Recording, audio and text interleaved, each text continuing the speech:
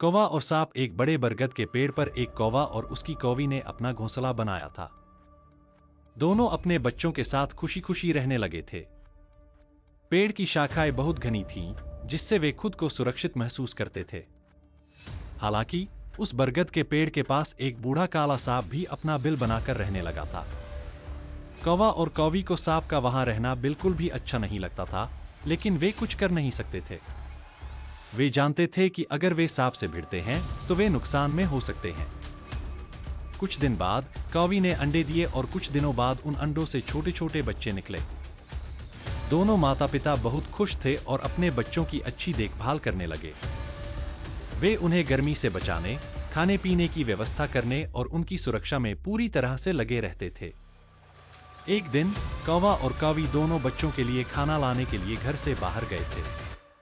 जब वे वापस लौटे तो देखा कि उनके बच्चों का घोंसला खाली था। उनके बच्चों को न देखकर दोनों बहुत घबराए। वे दोनों बहुत दुखी हुए और इधर-उधर खोजने लगे। उन्होंने सभी जानवरों और पक्षियों से पूछा, लेकिन कोई भी नहीं जानता था कि उनके बच्चे कहाँ गए। किसी ने भी बच्चों का कुछ पता नहीं बताया। अब कौवा और कौवी को समझ में आ गया कि कोई न कोई खतरा उनके बच्चों के लिए था। उन्होंने एक दूसरे से कहा कि अब वे अगले समय में बच्चों को कभी अकेला नहीं छोड़ेंगे। दोनों बहुत दुखी थे, लेकिन उन्होंने ठान लिया कि अगली बार बच्चों की सुरक्षा के लिए वे और ज्यादा सतर्क रहेंगे। महीनों बाद कौवी ने फिर अंडे दिए और जैसे ही वे अंडे से बच्चे निकले, कौवा और कौवी ने उनकी रक्षा के लिए हर संभव कोशिश की।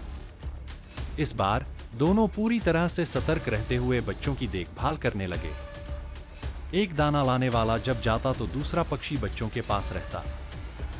दोनों बच्चों को अकेला छोड़ने के बारे में सोचते भी नहीं थे। हालांकि एक दिन ऐसा हुआ जब कौवी ने देखा कि वही बूढ़ा काला सांप धीरे धीरे रेंगता हुआ पेड़ पर चढ़ रहा था।